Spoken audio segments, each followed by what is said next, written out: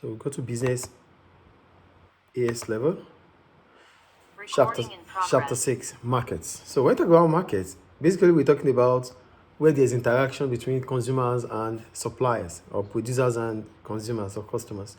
So let's see what they say here. The interaction of demand and supply. So in any market, the price is set where the wishes of the consumers are matched exactly with those of producers. So the price is this price called the equilibrium price. So in the market, price is being set. Without price, we can't even buy. So one of the function of money is to serve as a medium of exchange, right? And to serve as a value of, to give value to products. So those value are being given to the product in relation to what we call price. So because there's a price, I can go to the market and buy. So I know this is the price I have to pay for, in as much as I need that product. So there's going to be price set in the market, and this price being set has to be agreed upon by both consumers and suppliers. Yes. So that price that both consumers and suppliers have agreed to buy and to sell is called the equilibrium price. So we call equilibrium price the price of agreement between quantity demanded and quantity supplied. I think the point is clear there. Yes.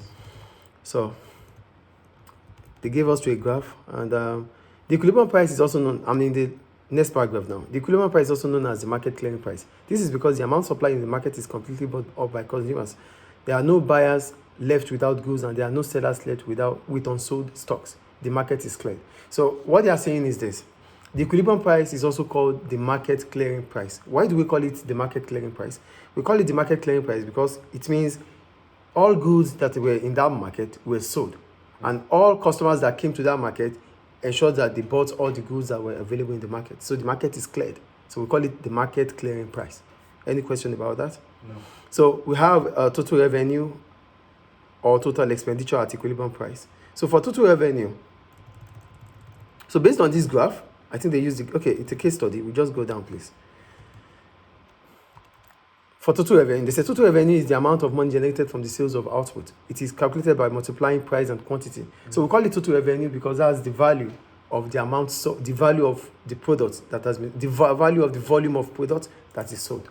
The value of the volume of products sold. That is equilibrium, or that is total revenue. Do you get the point? The value of the volume of goods sold. Volume is the quantity sold. The value is the price. Yes. So price multiplied by quantity sold gives us total revenue. Yes. Is it clear? Yes. Any question about that?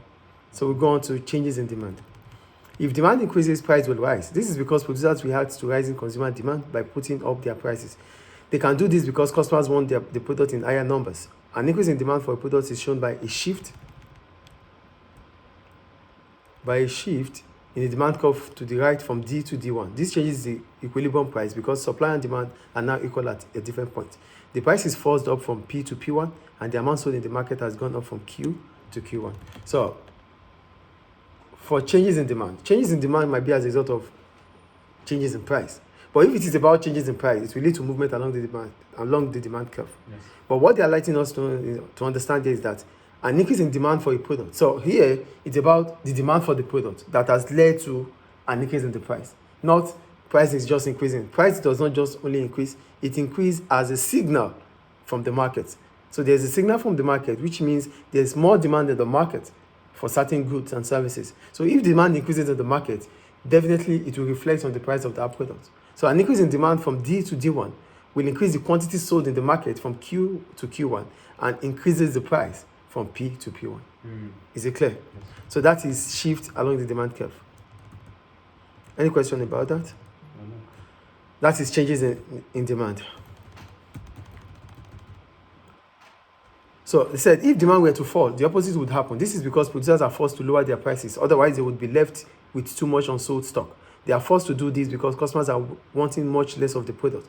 The demand curve would shift to the left from D to D2, and the price would fall from P to P2. The amount traded in the market would fall from Q to Q2. So for changes in demand, so before I go into a fall in reduction in the quantity demanded in the market, so as soon as there's an increase in price of the product, there will be high equilibrium price. The equilibrium price will increase from P to P1. So that is, do you understand what I'm saying here? Yes. An increase in the quantity demanded of a product will increase the equilibrium price. So a fall in the quantity demanded in the product will reduce the quantity sold in the market from Q to Q2. And as a result of that, the price will fall from P1 to P2. Do you get it? Yes. So that would shift, that would reduce the equilibrium price. Any question about changes in demand, total revenue? I think it's clear, right? Okay. So we have changes in supply. A change in supply will also affect equilibrium price. For example, if supply increases, the price will fall. An increase in supply for the product is shown by a shift in the supply curve to the right from S to S1. The changes in equilibrium price because supply and demand are now equal at different points. The prices falls down from P to P1, and the amount sold in the market has gone up from Q to Q1. So if there's an increase in price, if there's an increase in they said if supply increases, the price will fall. If there's an increase in the quantity supplied in the market, this will bring down the price of the product because it represents surplus in the market. And surplus, what does surplus mean? Surplus means the supply curve will shift leftward from S to S1. So as soon as the supply curve shift leftward from S to S1, the price will fall from from P1 to P. From P to P1, sorry. Do you get the point we're making here? Yes. So if this happens, the quantity sold on the market will also go up from Q to Q1. Do you get it? Yes. The quantity has increased. The quantity has increased. So the changes in the equilibrium price of supply and demand are not okay. The prices falls down from P to P1. So the price will fall from P to P1. The quantity supplied will increase. It's already increasing from Q to Q1, which means the supply curve will shift leftward from S to S22. Did you get it or not? From S to S1. Yeah. Yeah. So if there's a fall in the supply curve, if there's a fall in the quantity demanded in the market, the price will increase again from P to P2, while the quantity supply in the market will increase from S to S1. From S to S2, if the supply. A fall, if it falls, we are they said the supply curve will shift to the left from S to that's S2. if supply were to fall, Yeah, the opposite will happen. So supply curve will shift from S to S2, the price will fall from P to P2, and the quantity supply in the market will reduce from Q to Q2. This brings about a fall in the supply curve. Okay. Do you get it now? So changes in demand and supply together. It is possible for both demand and supply to change at the same time in a market. For example, demand might increase and supply decrease at the same time. This is shown in figure 6. We'll check the figure anyway. But here, basically, what they are trying to let us know is that demand can increase at the same time supply reducing. So that will change the equilibrium. So here they said an increase, okay, now an example. An increase in demand is represented by a shift to the right from D to D1. A decrease in supply is represented by a shift to the left from S to S1. The new equilibrium price will be at P1.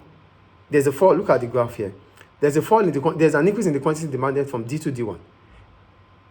There's a fall in there's an increase in the quantity demanded. Based on this graph, Yes. there's an increase in the quantity demanded from D to D1. But there's a fall in the quantity supplied in the market from S to S1. So this will increase the equilibrium price from P to P1, from P to P1. And decrease the quantity.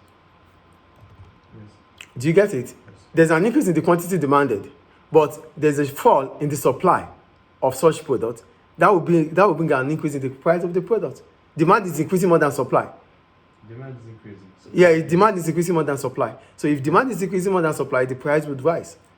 price increase and quantity is less. Yeah, that's what it's representing. So there's a shortage in the market. A shortage in the market will bring about an increase in the price of the product. Mm-hmm. Is it clear? So that is changes in demand and supply. So when that means an increase in demand, a fall in supply will bring about an increase in price. Yes. Is it clear? Yeah. So disequilibrium in the market. When I talk about disequilibrium, I think let me just hold on, then we'll go to disequilibrium.